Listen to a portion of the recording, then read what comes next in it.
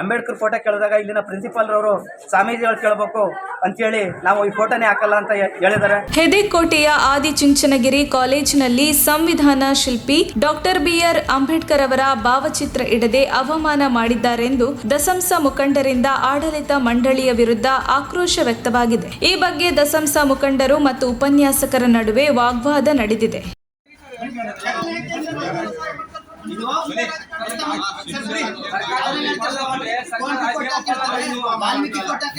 ವಾಲ್ಮೀಕಿ ಕೋಟ ಕೇಳ್ತಾರೆ, ಮತ್ತೊಬ್ಬರು ಕೋಟ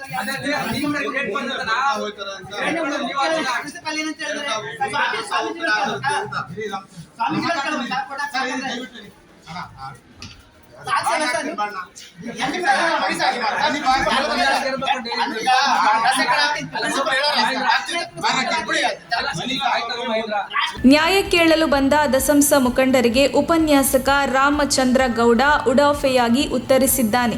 ಎಲ್ಲಾ ಜಾತಿಯವರು ಬಂದು ಕೇಳಿದರೆ ಎಲ್ಲರ ಫೋಟೋ ಇಡಲು ಆಗುತ್ತಾ ಎಂದು ರಾಮಚಂದ್ರ ಗೌಡ ಹೇಳಿದ್ದಾನೆ. ಮತ್ತು ಒಬ್ಬ ಭಾರತೀಯನಾಗಿ ಭಾರತದ ಸಂವಿಧಾನ ಶಿಲ್ಪಿಗೆ ಅಗೌರವ ತೋರಿ ದೇಶದ್ರೋಹಿಯಂತೆ ರಾಮಚಂದ್ರ ಗೌಡ ವರ್ತಿಸಿದ್ದಾನೆ.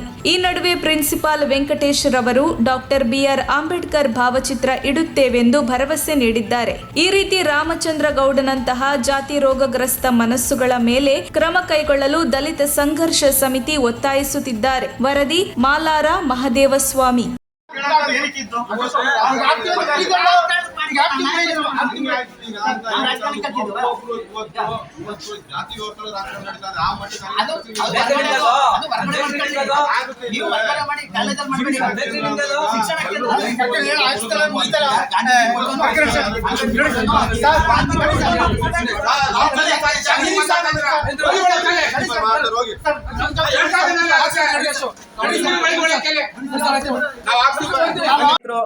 ಈ ಕಾಲೇಜ್ಗೆ ಭೇಟಿ ನೀಡಿದಾಗ ಅಂಬೇಡ್ಕರ್ ಫೋಟೋ ಕೇಳಿದಾಗ ಇಲ್ಲಿನ ಪ್ರಿನ್ಸಿಪಾಲ್ ರವರು ಸ್ವಾಮೀಜಿಗಳು ಕೇಳಬೇಕು ಅಂತೇಳಿ ನಾವು ಈ ಫೋಟೋನೇ ಹಾಕಲ್ಲ ಅಂತ ಹೇಳಿದ್ದಾರೆ.